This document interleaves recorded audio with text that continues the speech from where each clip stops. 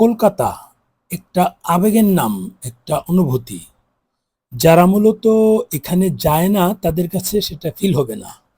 আর এক শ্রেণীর মানুষ আছে সেখানে যাওয়ার পরেও বিরোধিতা করবে।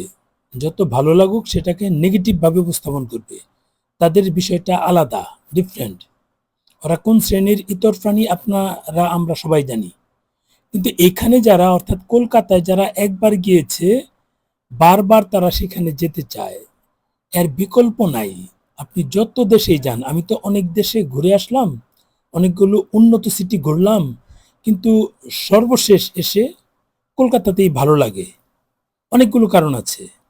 এখানে বাঙালিয়ানা কৃষ্টি কালচার সংস্কৃতি, এখানে কথাবার্তা বাঙালিয়ানা, পরিচিত বহু লোকজনদেরকে পাওয়া যায়, অনেকের সাথেই দেখা হয়। আপনি যখন হেঁটে যাবেন দেখবেন কেউ না কেউ এখানে আছেই। যত খারাপ সময় থাক, যেমন করোনার সময় গিয়েছিলাম, তখনও কিছু মানুষ পেয়েছি। তখন তো আমি নতুন একবারে, এই যে খাদিম, এই খাদিম দোকানটা, আমরা এটা আসলে নিউ মার্কেট এরিয়াতে।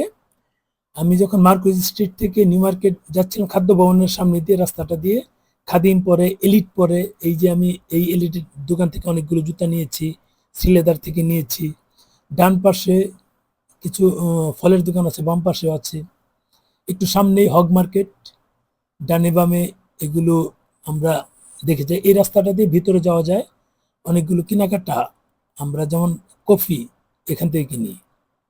কফিটা এখানকার র কফি খুব টেস্টি। এই যে এলিট, এলিট থেকে এখন যাচ্ছি না, বাট অনেকবার জুতা কিনেছি। এখনো প্রায় ৬-৭ জোড় জুতা আছে। দেখুন, আমরা একটু আগাই সামনের দিকে, সামনেই কিন্তু খাদিম আছে। তার একটু পরে আপনি আবার এখানে শ্রীলেদার পাবেন, যদিও এই ফায়ার সার্ভিসের অপোজিটে একটা আছে, এখানেও আছে। এই যে দেখুন হগ মার্কেট, এই জায়গাটা আসলেই কেমন একটা অন্যরকম অনুভূতি চলে আসে। দেখুন, এখানে একটা সময় বাংলাদেশিদের পদচারণা হেঁটে যাওয়া যেত না। যদিও এখন এই রাস্তার দোকানগুলো বন্ধ, শুনেছি এগুলো আর চালু করবে না নতুন সরকার আসার পর। এখন এই টানা রিক্সাগুলো বন্ধ করে দেয় কিনা জানি না।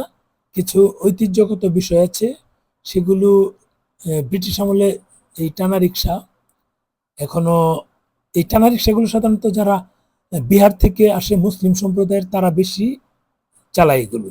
হলুদ ট্যাক্সি দেখুন, আগে যখন বই পুস্তকে শুনতাম যে টানা রিক্সা হলুদ ট্যাক্সির রাজধানী বলা যায় কলকাতাকে, খুব ভালো লাগতো।